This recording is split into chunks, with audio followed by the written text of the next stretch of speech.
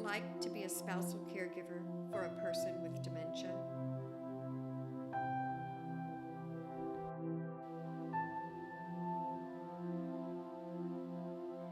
First, we are not fine, even if we say we are. Why do we say we are fine when we aren't? We don't think you really want to know. We are afraid our feelings are unreasonable. We don't want to appear weak or needy. And we are afraid if we told you how things really are, one of two things would happen. We would break down in tears and not be able to stop. Or even worse, you would quit asking.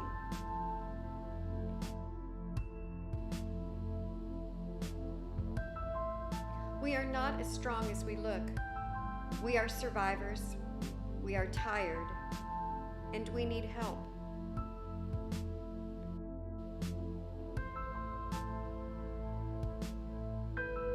We are stressed to our very limit. Our minds never shut down, and we are on constant alert.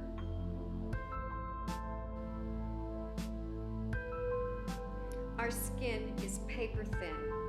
The smallest thing can hurt and make us cry or lash out. We are barely holding on.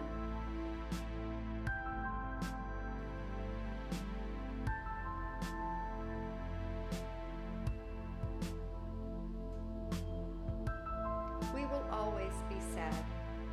We will never move on. Even in our happiest moments, there will always be a part of us that is sad.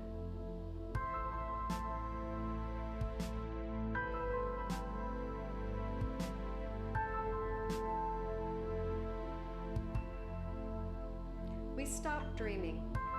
We had dreams of what we would do in retirement, dreams of a future with our grandchildren, dreams of the places we would travel. My dreams now consist of writing, speaking, and advocating for caregivers. This is a far cry from what I thought I'd be doing in my retirement years. These dreams give me a purpose, but they do not bring me comfort.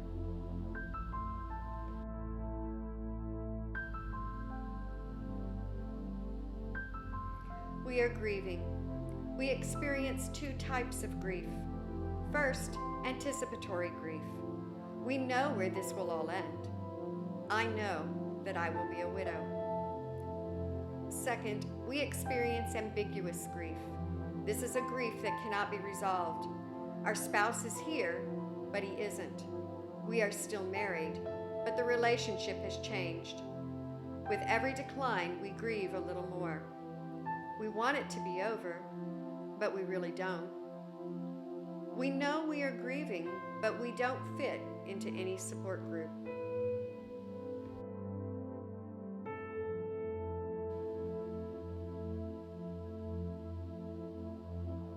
We miss our spouse. We are grieving the loss of the person they once were and the relationship we once had. I still have a husband, but not the man I married.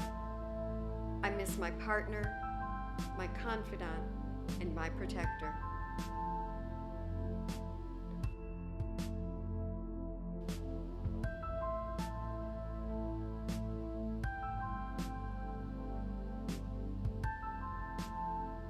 We are lonely.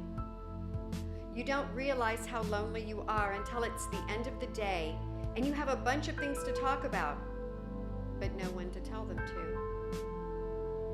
The stigma of dementia makes people disappear.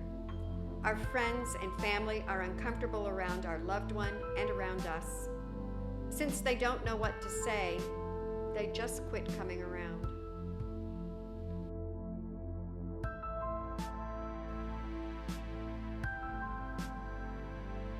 We feel invisible. Facebook is a blessing and a curse. It is a blessing because of the support groups that are available. It is a curse because we see all the fun everyone else is having. No one calls or includes us in their plans, and we are sitting at home watching other people live the lives we have lost.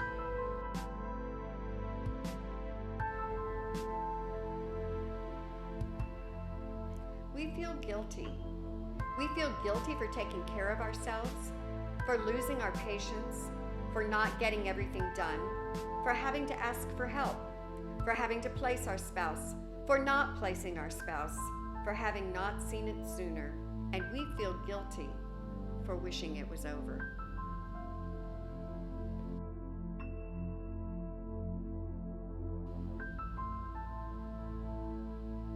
We are overwhelmed.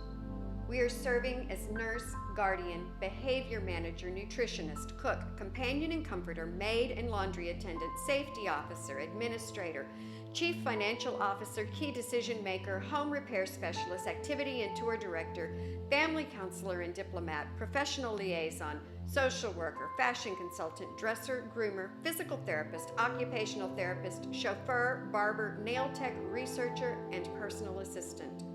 And that's just for those of us who don't have another job or children at home.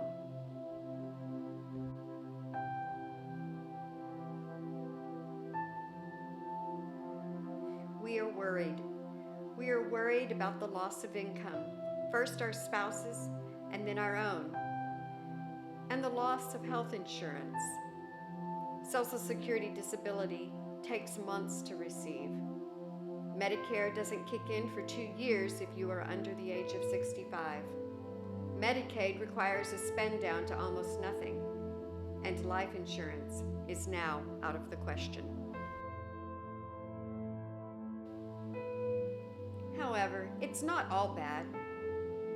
Even with all the stress, sadness, and worry that we encounter, we still have moments of joy. We love our spouse, and we rejoice when they have a good day.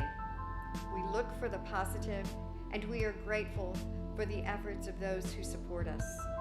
One small act of kindness can make our day.